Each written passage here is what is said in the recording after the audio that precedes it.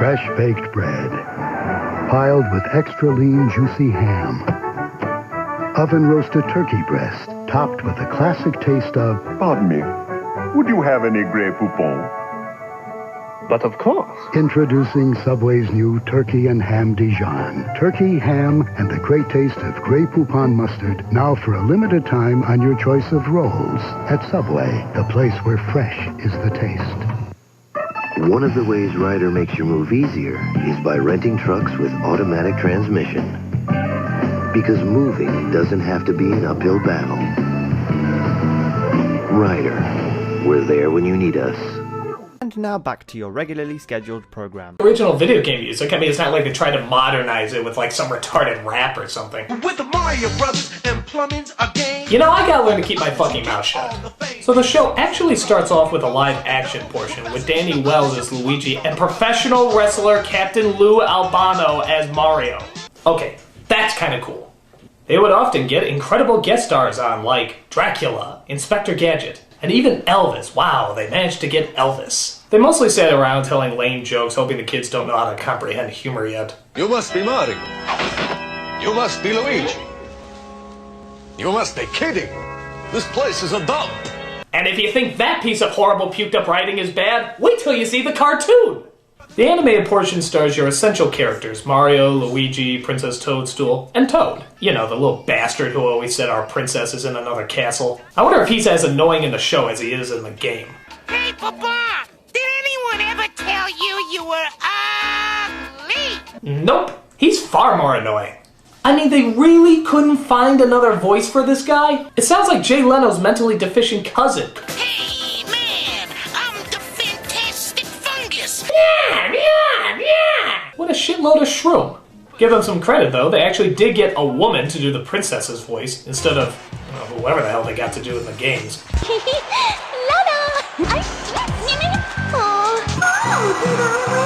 Why is it I always see like a fat, middle-aged, balding man doing that voice? It's just so creepy.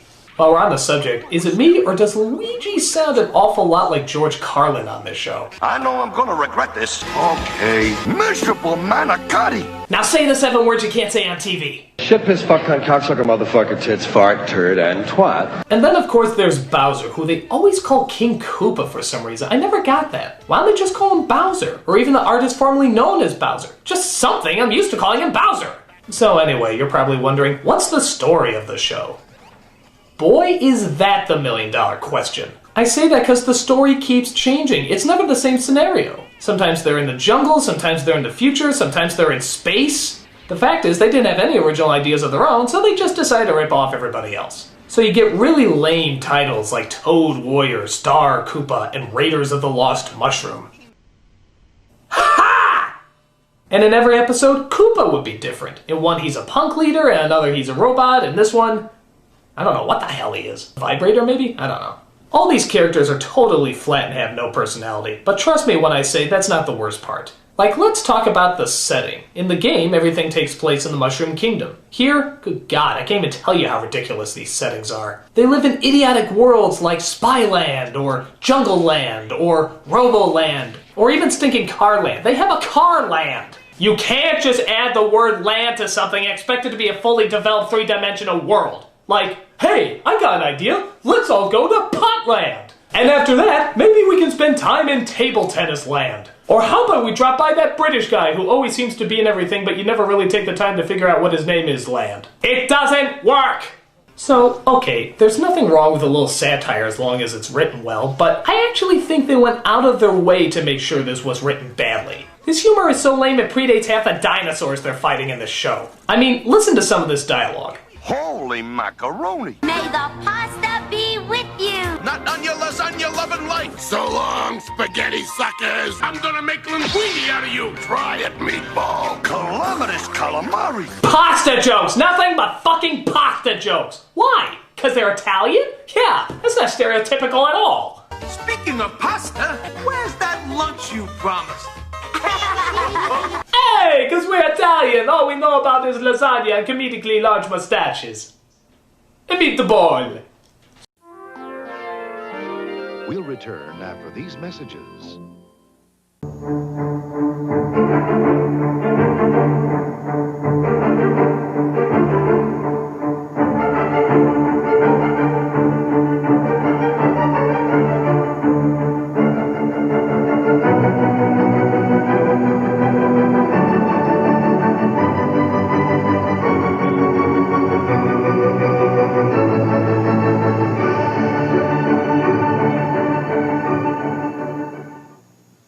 starts behind the eyes, goes behind the head. I guess they're stress headaches. I get them right here. My head is just getting tighter. You're clenching your teeth. My daughter does help contribute to my headache. For fast relief of tough headache pain, now there's extra strength Tylenol gel tabs. All the power of extra strength Tylenol combined with innovative gelco technology. Nothing works faster. It goes away really, really quick. I feel clear-headed again. Work fast for me. Tylenol gel tabs, the newest form of powerful pain relief.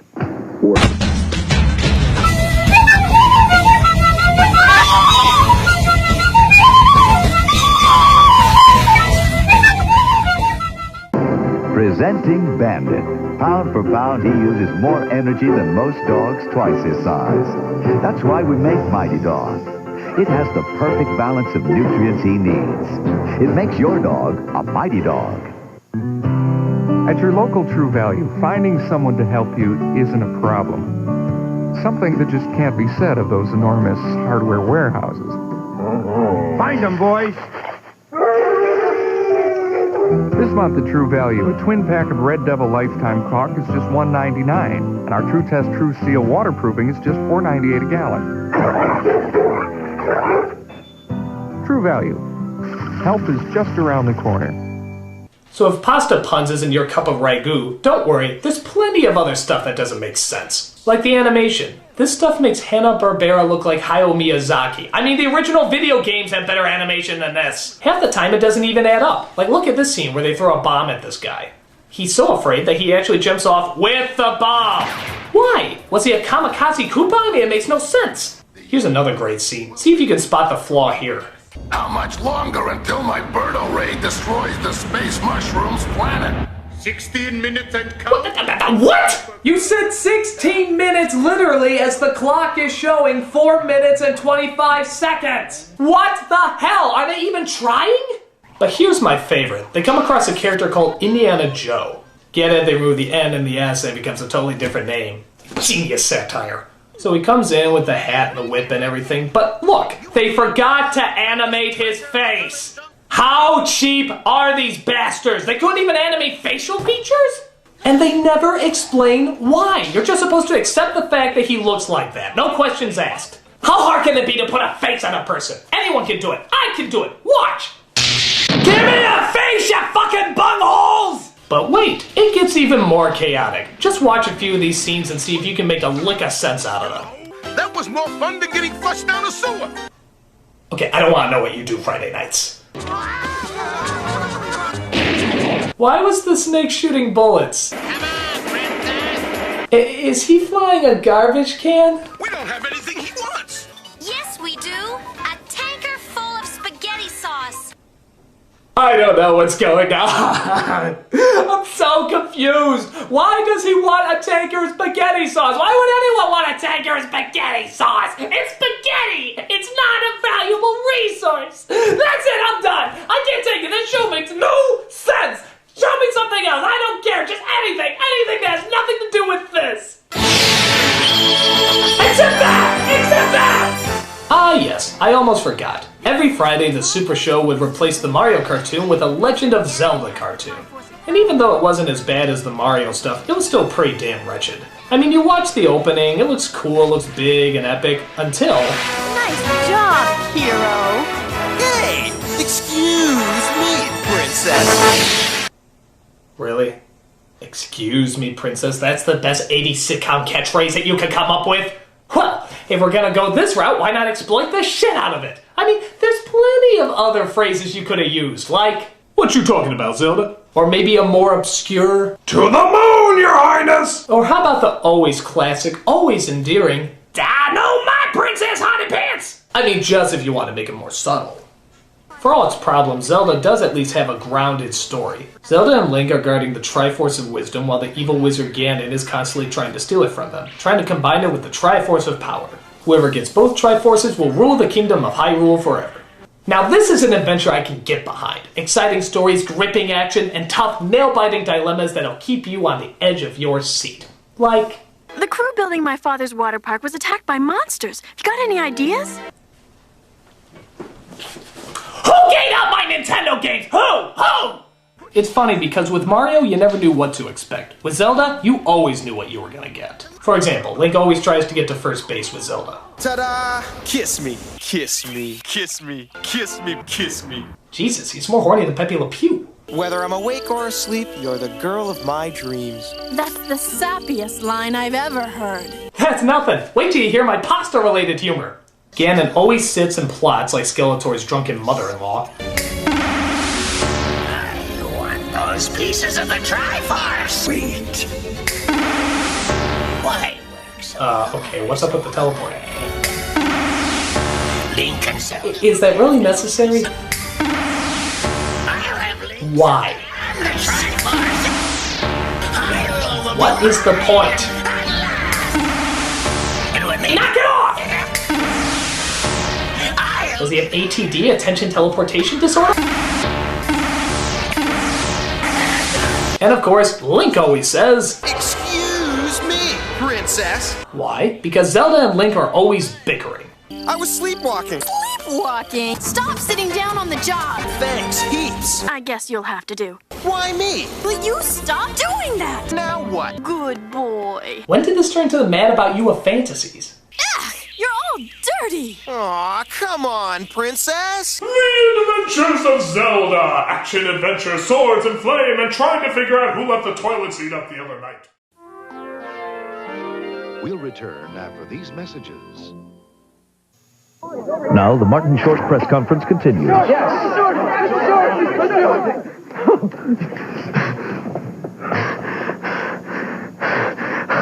I forgot what I was going to say. What was your question? Martin Short comes to NBC Tuesdays this fall. At Geo, we've thought a lot about safety. That's why Geo Prism comes with standard dual airbags and available anti-lock brakes. In addition, it's equipped with a rugged steel safety cage. You see, we not only want to make accidents easier to avoid, we also want to make them easier to walk away from. Call 1-800-GET-TO-KNOW and get to know Geo Prism with over 100 standard safety features. Want to spice up your summer? Win a week at the WMMR Taco Bell Beach House and a chance to win a trip to Cancun, Mexico. Sponsored by Taco Bell. Now open late. To register, just stop by any participating Taco Bell restaurant or send a postcard with your name, address, and daytime phone number to WMMR Taco Bell Beach House, P.O. Box 1767, Philadelphia, PA 19106. From the station that reaches the beaches, 93.3 WMMR. And now back to your regularly scheduled program. Well, I have to admit, I like the fact that Zelda is an active character, not just some pretty damsel waiting to be rescued. I think she's actually more mannish than Link is. I mean, look at this. She's always saving the day, always planning the strategies, and even pushing her loved ones out of the way so she can focus on her work. Back off, lady! We totally own that! I also like the fact that she actually does have a king for a father, so she's not just taking the princess trademark because it sounds pretty. Perfectly natural for him to defend it, eh? Whoa, what the hell is the king on?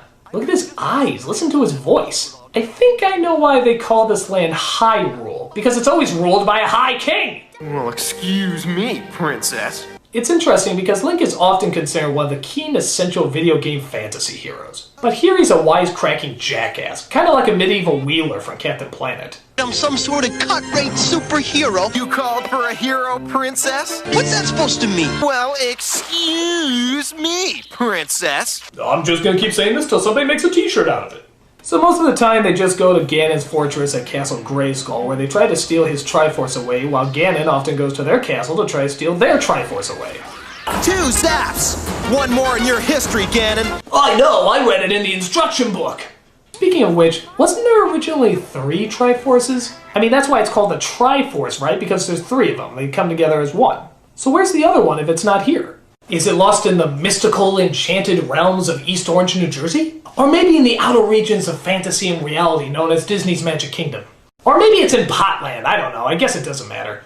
I gotta say though, the Triforce itself is kind of strange. It can actually talk and predict the future, in rhyme no less. To find your father, royal daughter, you must search beneath the water. It's like one of those triangles you find in the Magic 8 Balls. Ganon's got Link's Chris sword now. How can we stop him?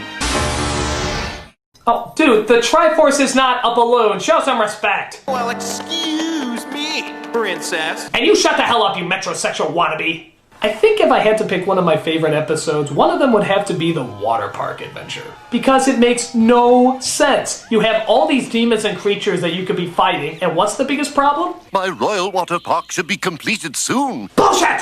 I especially like the scene where the animators forgot to animate the creature's claws in this scene. Look, you can even see where they're supposed to be. Oh yeah, we're the best animators in town! Just don't ask us to draw creature claws or faces. We're not good at either of those. We keep forgetting to put them in. Look at this. The bubbles aren't even moving in the background. Do you think they just stopped to watch the show? So, in the end, what was causing all that ruckus in the water park? Afraid our water park was hooked into the fairy water supply, and the fairy king here got worried. Oh, what a misunderstanding. I'm so glad this mediocre and unimpressive problem was resolved. Next week, they're gonna find out why Link's piggyback horse has a squeak in it.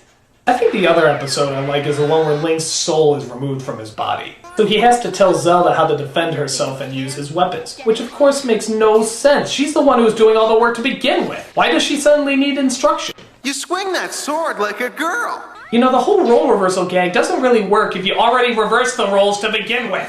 Well, excuse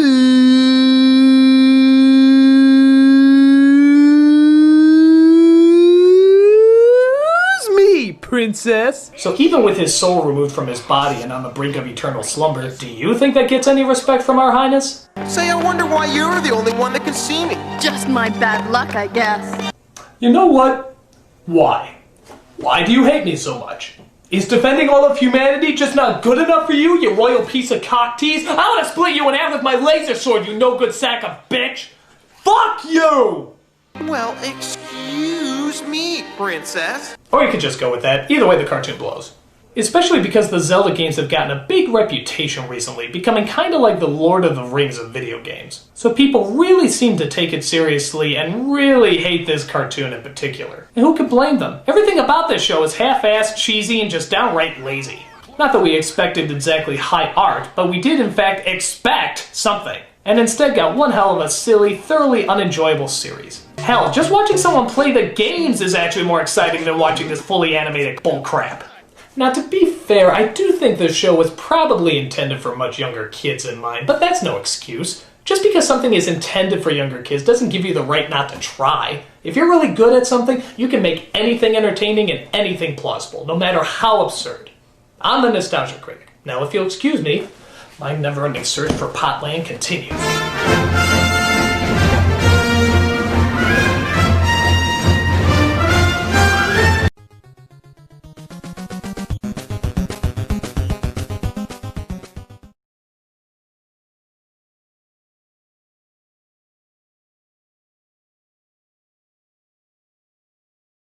How can we McSatisfy you? Well, I really love McDonald's cheeseburgers. Well, how about a double cheeseburger? Ooh, can we add some greens and some reds?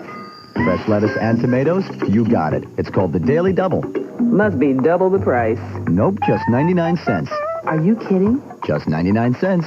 You know I really love fries, too. Okay, and a Coke for just $2.99. Now that's a work of art. The 99-cent Daily Double. What you want is what you get at McDonald's today. Explosive secrets of clear and present danger on Entertainment Tonight. Ernest Goes to Jail. Continued. Starring Jim Varney.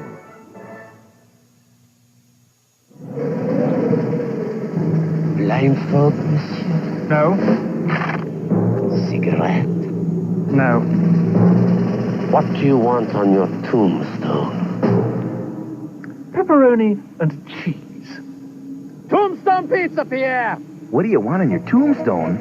Real meat, real cheese. Much better tasting than pizzas made with imitation cheese. So what do you want on your tombstone? Napkin? No.